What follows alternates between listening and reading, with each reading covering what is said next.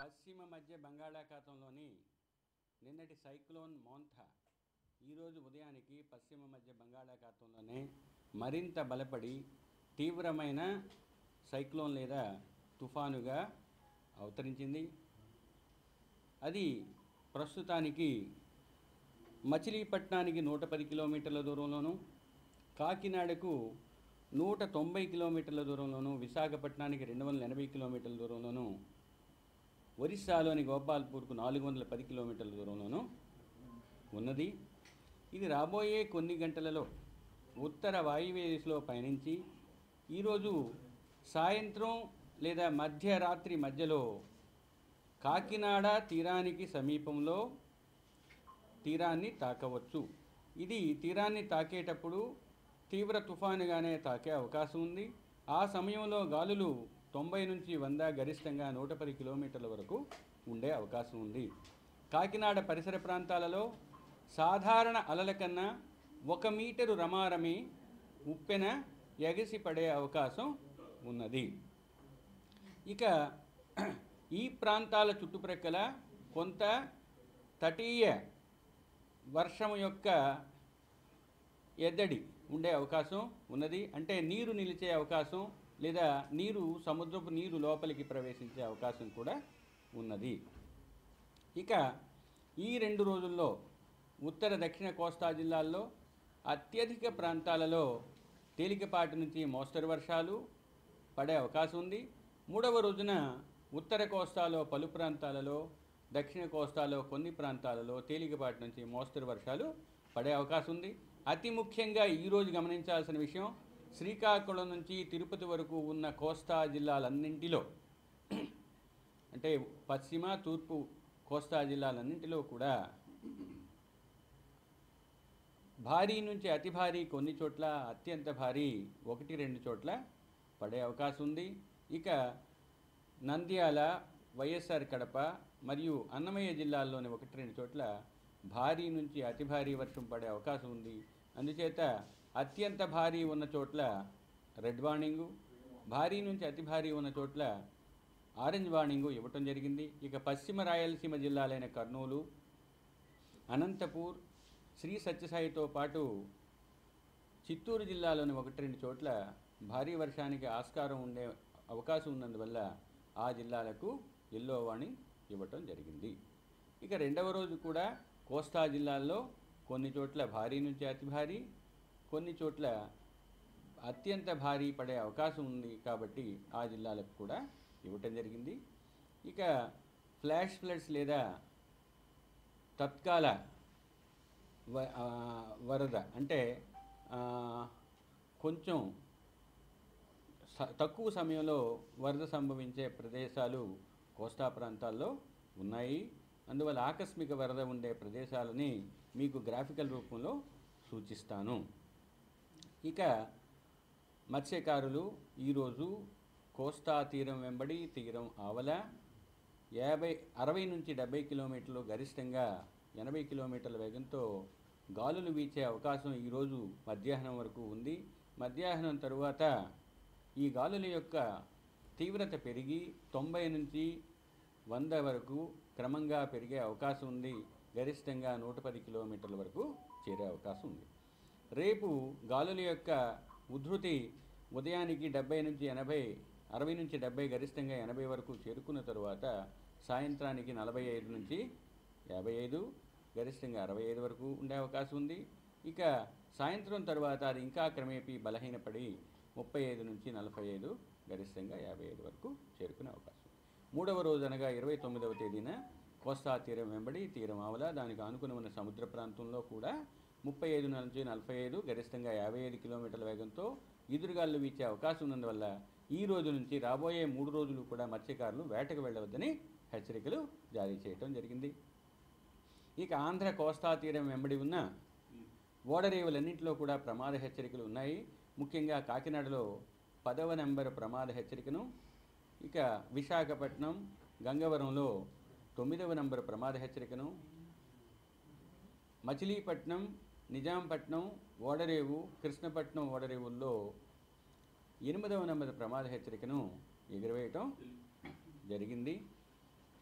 కాబట్టి ఆయా వర్గాలకు సంబంధించినంత వరకు సమాచారాన్ని విస్తృతంగా కూలంకషంగా చర్చించి ఆయా వర్గాలకు తెలియజేయటం జరిగింది. విపత్తు నిర్వహణ యాజమాన్య సంస్థ, జిల్లా యంత్రాంగాలు, రాష్ట్ర ప్రభుత్వం తమ కృషిని చేస్తున్నాయి. ప్రజలు కూడా సహకారాన్ని అందించి ఈ విపత్తు నుంచి తమను తాము రక్షించుకోవాల్సిందిగా కోరడమైంది. నిన్న చెప్పుకున్నట్లుగా పూరిళ్ళు లాంటి వల్నరబుల్ స్ట్రక్చర్స్ ఏమైనా ఉంటే డ్యామేజ్ అయ్యే అవకాశం ఉంది. ఇక లోతట్టు ప్రాంతాలలో నీరు చేరే అవకాశం ఉంది.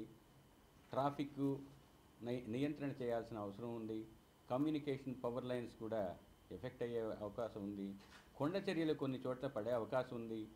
మడ్ స్లైడ్ అంటే బురద లాంటి మట్టి పెళ్ళలు, చిన్న లూజ్ స్ట్రక్చర్స్ ఏమైనా ఉన్నట్టయితే అవి కూడా భూస్ఖలనం జరిగే అవకాశం కనిపిస్తున్నది. కాబట్టి లూజ్ స్ట్రక్చర్స్ దగ్గర, ఇటువంటి మట్టి పెళ్ళలు పడే చోట్ల ప్రజలు వెళ్లకుండా దూరంగా ఉండాల్సిందిగా కోరుకోవడం జరిగింది. ఇక ఉరుములు మెరుపులు ఉన్న చోట్ల చెట్ల కిందకి కానీ అసురక్షిత భవనాల దగ్గరకు కానీ వెళ్లకుండా సురక్షిత ప్రాంతాలకు వెళ్ళవలసిందిగా చెప్పడం జరిగింది. ఫిషింగ్ ఆపరేషన్స్ అన్నీ కూడా టోటల్గా కొన్ని రోజుల నుంచి సస్పెండ్ చేస్తాం. ఇంకా 3 రోజులు ఆ పరిస్థితి కొనసాగుతుంది. కాబట్టి ఏ వర్గానికి సంబంధించిన వారు సామాన్య ప్రజలు కూడా ఈ విశిష్టమైన హెచ్చరికలని దృష్టిలో ఉంచుకొని తమను తాము రక్షించుకుంటూ ముందుకు సాగాల్సిందిగా కోరటం.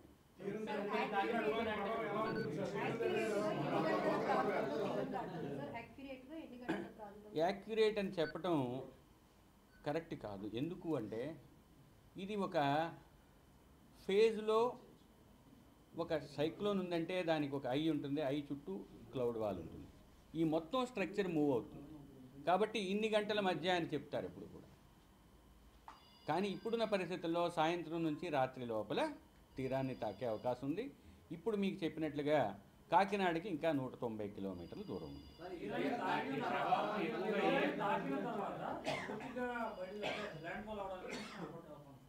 తీరాన్ని తాకటం మొదలుపెట్టిన తర్వాత సాధారణంగా 1 గంట, గంటన్నర సేపు మొత్తం ప్రాసెస్ కంప్లీట్ అయ్యే అవకాశం ఉంటుంది. ఏదైనా కూడా మీకు లేటెస్ట్ సమాచారాన్ని మన మీడియా గ్రూప్లో, తర్వాత ఈ సిడబ్ల్యూసి ప్రెస్ గ్రూప్లో ఉంచడం జరుగుతుంది. ఏవైనా అవకాశం ఉంటే సమాచారాన్ని తెలుసుకోండి. మీకు నిరంతరం బులెటిన్స్ వస్తూనే ఉంటాయి. వాతావరణంలో ఈ మార్పులు ఏంటి సార్? ఒకసారి సడన్గా ఎండ వస్తుంది, వర్షం పడుతుంది, అసలు ఈ కారణాలు ఏంటి? ఇంతవరకు ఉన్నవి పెరిఫరల్ అవుటర్ బ్యాండ్స్ వల్ల వచ్చాయి. సిస్టము అలా కాన్సన్ట్రేట్ అయ్యే కొద్దీ అది కుచించుకుపోతుంది, లోపలికి వెళ్ళి. నిన్నటి వరకు ఉన్నదంతా కూడా పెరిఫరల్ బ్యాండ్సే. దానివల్ల విశాఖపట్నంలో 21 సెంటీమీటర్ల వర్షపాతం గరిష్టంగా నమోదైంది. అనంతపురం ఏరియాలో మా అబ్జర్వేటరీస్లో 19 సెంటీమీటర్స్ వర్షపాతం నమోదైంది. ఒకటి మీకు ఇందాక చెప్పుకున్నట్టుగా కాకినాడ పరిసర ప్రాంతాల్లో, అంటే కాకినాడకు అటువైపు ఇటువైపు ఉన్న రమారమి 2 జిల్లాల్లో ఎక్కువ అవకాశం ఉంటుంది. మిగతా జిల్లాల్లో కూడా వర్షం ఎక్కువగా ఉంటుంది. విండ్ ఇందాక కూడా మీకు చెప్పినట్టు విండ్ని 3 క్వాడ్రంట్స్, 3 సర్కిల్స్గా విభజించినట్టయితే ఒక ప్రాంతం 90 నుంచి 110 కిలోమీటర్ల వరకు వేగం ఉండే ప్రాంతాన్ని చూపించాం. ఇంకా మిగతా ప్రాంతం 60 నుంచి 90. ఇంకొకరి సర్కిల్ ఉంది, అదేమో 50 to 60. కాబట్టి ఈ 3 సర్కిల్స్లో ఉన్న ఏరియాని బట్టి వాటి యొక్క డ్యామేజ్ ఉంటుంది. ఇన్నర్ సర్కిల్లో ఎక్కువ విండ్ స్ట్రెంగ్త్ ఉంటుంది కాబట్టి ఆ ఏరియాలో ఎక్కువ డ్యామేజ్ ఉంటుంది. అంటే ఏంటి, కాకినాడ పరిసర ప్రాంతాలలో ఇంచుమించు ఒక 50 నుంచి 100 కిలోమీటర్లు ఆన్ ఐదర్ సైడ్ ఎక్కువ డ్యామేజ్ ఉండే అవకాశం ఉన్నది. ఎక్కువ డ్యామేజ్ అంటే ఏంటి, విండ్ స్ట్రెంగ్త్ ఎక్కువ, రెయిన్ఫాల్ ఎక్కువ ఇంటెన్సిటీతో పడుతుంది. క్లౌడ్ వాల్ ఉన్న రీజియన్లో ఎక్కువ వర్షాలు పడతాయి. అలాగే ఇందాకే చెప్పాను కానీ మీకు 10వ నెంబర్ ప్రమాద హెచ్చరిక కాకినాడ. ఉప్పెన అన్నది ఒక వాటర్ టవర్ లాంటిది. మామూలుగా సముద్రంలో అలలు కూడా ఉంటాయి.